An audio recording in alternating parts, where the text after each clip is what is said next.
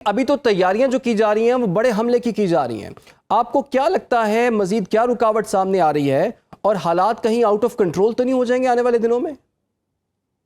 बिस्मिल्लाहिर्रहमानिर्रहीम, बहुत-बहुत शुक्रिया। देखिए, पहली बात ये है कि बड़ा हमला और क्या होगा कि मिसाइल के अलावा फिर वो क्या करेंगे, क्या चीज़ मारेंगे ईरान के ऊपर। ये बातें तो सुन-सुन के कान पक चुके हैं हमारे। डोनाल्ड ट्रंप की बातों पे हँसी आती है कि ईरान जो है वो माफ़ी माँग रहा है, वो डील करना चाहता है, मैं डील नहीं करना चाहता। उनकी तमाम बातों की तरदीद ईरान के हुकाम की जानिब से आ जाती है। सदर ट्रंप को इस उम्र में और इस मर्तबे पे झूठ बोलना ज़रा ज़ेब नहीं देता। बहरहाल, वो उनको तो ज़ेब ये भी नहीं देता था कि वो एप्स्टीन फ़ाइल में जो मासूम बच्चियों का ज़िक्र है, जो कमसिन बच्चियाँ थीं, 9 साल, 10 साल, 11 साल, 12 साल, उनके साथ जो रवैये इख्तियार किए गए, अस्तग़फ़िरुल्लाह, तो वो मेरे ख़्याल है ज़ेब तो उनको वो भी नहीं देता था। हाउएवर, मेरा ख़्याल है कि जो इस टाइम पे सूरत-ए-हाल है, वो एक बड़ी रियलिटी के ऊपर बात की जाए।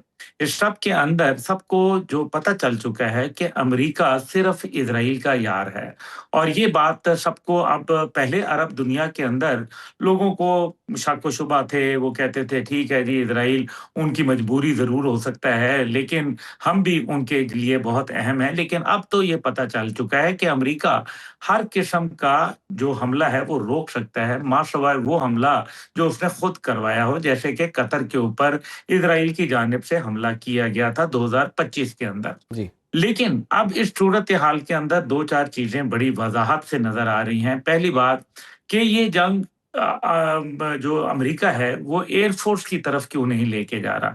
जबकि एक तरफ तो एयर फ़ोर्स है ही नहीं, ईरान की एयर फ़ोर्स तो मौजूद ही नहीं है। हम्म। तो फिर अगर एयर फ़ोर्स मौजूद नहीं है, तो फिर अमेरिका को क्यों वहाँ एयर फ़ोर्स का इस्तेमाल वो नहीं करना चाहता? इसका मतलब ये है कि उनकी एयर फ़ोर्स जो टेक्नोलॉजी है, जो जहाज़ वो इस्तेमाल करते हैं, वो गिरना शुरू हो चुके हैं और पूरी दुनिया में उनकी भद्द उड़ रही है। 47 से ज़्यादा जहाज़ उनके मारे जा चुके हैं, जो कि एक बहुत बड़ा फ़िगर है। हम्म। एक वक़्त में वो नरेंद्र मोदी की तरफ इशारा किया करता था न कि हमने इतने पाकिस्तान ने जहाज़ गिराए, तो मज़ाक बन गया। लेकिन अब जब अपने तकरीबन 50 जहाज़ गिर चुके हैं, तो इसके ऊपर वो किससे नोहा करें? नंबर 1।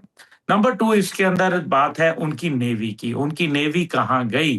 जो नेवी के 2 बड़े जहाज़ आए थे, जेराल्ड फोर्ड और अब्राहम लिंकन, वो दोनों तो अब इस काबिल नहीं रहे कि चलें, ईरान ने उनको मारा है।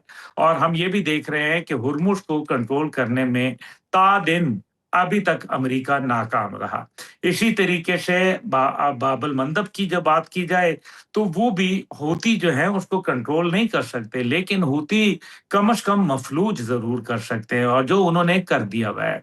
अगर वहाँ 2-4 जहाज़ भी निशाना बन जाते हैं, तो ज़ाहिर है ट्रैफ़िक तो रुक जाएगी और अगर समुद्री ट्रैफ़िक रुक गई, तो उसका नुकसान पूरी दुनिया को उठाना पड़ेगा मुआशी अदम इस्तेहकाम की सूरत में। सही। ये वो बातें हैं जिनको गौर करना चाहिए। फिर लेकिन तीसरी बात ये है अब्दुल्ला मिदगुल साहब, कि कता कलामी की माजरत, अभी डोनाल्ड ट्रंप जो है वो तो दावे तो बहुत बड़े बड़े कर रहे हैं। वो कहते हैं कि ईरान की बहरी और फ़ज़ाई ताकत तकरीबन ख़त्म हो चुकी हुई है। वो कहते हैं सैकड़ों तैयारे हमने तबाह कर दिए हैं, जंगी कश्तियाँ तबाह कर दी हैं, ड्रोन्स तबाह कर दिए हैं, रेडार तबाह कर दिए हैं। तो अगर इस लेवल की तबाही वो ईरान में मचा चुके हैं, तो फिर ये जंग और ये हमले किस किस वजह से हो रहे हैं? और आपने ये भी देख लिया कि ताकत के इस्तेमाल की वजह से भी आबदार हुर्मुज़ को अमेरिका नहीं खुलवा सका। आखिर आपको क्या लगता है, अमेरिका हमले करता है लेकिन ईरान का थ्रेशोल्ड जो है वो पेन को बर्दाश्त करने का वो इतना ज़्यादा हो चुका है, ईरान को फ़र्क नहीं पड़ता। ईरान का मौक़िफ़ पहले से भी ज़्यादा सख्त होता हुआ दिखाई दे रहा है। और दूसरी तरफ हम देख रहे हैं कि नेतन्याहू मुलाकात के लिए बड़ी कोशिशें कर रहा था। अब सुना है मंगल का टाइम उनको मिल चुका है। जब से डोनाल्ड ट्रंप सदर बने, छठी मुलाकात होने जा रही है। आपको सूरत हाल आगे क्या जाती हुई दिखाई दे रही है?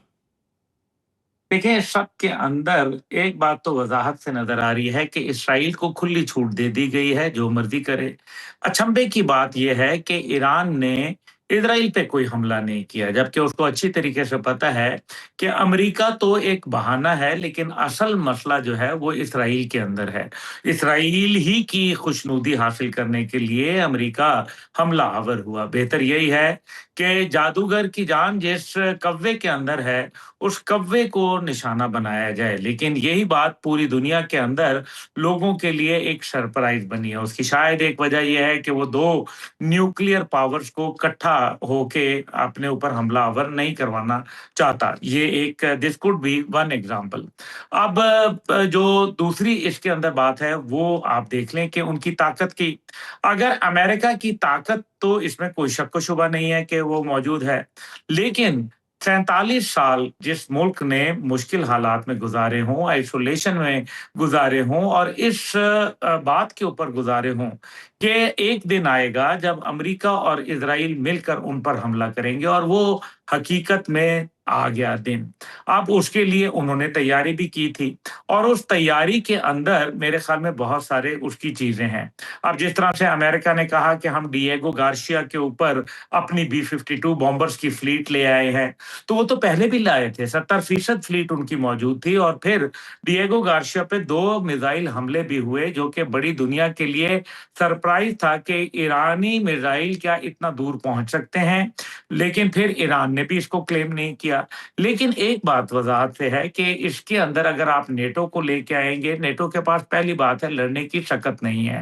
नेटो के पास जो टोटल ट्रूप्स इस टाइम पे देने के लिए हैं वो 27,000 के करीब है, जिनको वो स्पेयर कर सकते हैं। दूसरी जानिब रूस, आपको मालूम है, यूक्रेन के अंदर जंग तेज़ कर चुका है, और सर्दियों के आने से पहले ये जंग मज़ीद इसके अंदर सख्ती आएगी, जिससे यूरोप को ये खतरा है। और खुद यूरोप, नेटो ये कह चुका है कि गालिबन 2028 या 29 के अंदर उसको रूस से नबर्द-आज़मा होना पड़ेगा।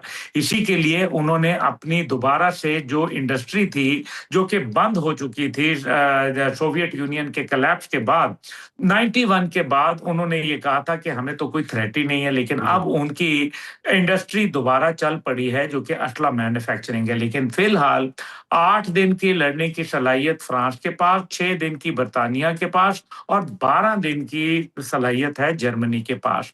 जिसका मतलब वज़ाहत से ये देखा जा सकता है कि नेटो सिर्फ़ नाम का नेटो होगा, काम का नेटो नहीं होगा। उसको असला मिलेगा तो अमेरिका देगा, पैसा मिलेगा तो अमेरिका देगा, यानी कि जो भी चीज़ है वो अमेरिका अदा करेगा।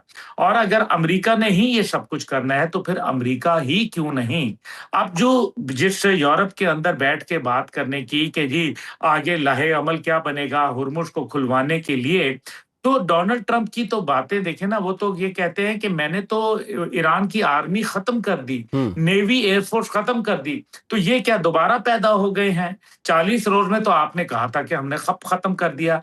झूठा आदमी है, उसको कोई फ़र्क नहीं पड़ता, वो रोज़ाना झूठ बोलता है, सुबह से शाम में बोलता है, मुतवातर बोलता है, लगातार बोलता है, अपनी कौम से बोलता है, दुनिया से बोलता है, अपनी आर्मी से बोलता है। उसके अपने मुल्क के अंदर आर्मी चीफ जो है वो निकाला जा चुका है,